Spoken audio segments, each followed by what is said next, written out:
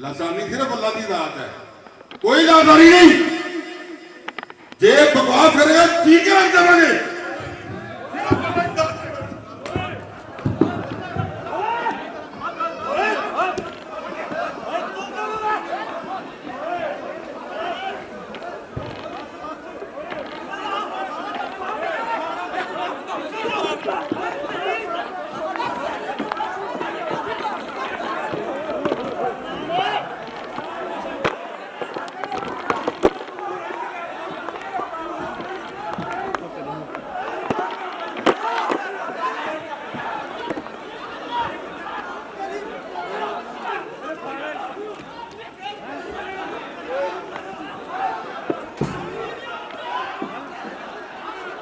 Indian news channel को subscribe कीजिए, share कीजिए और लाइक कीजिए। शुक्रिया।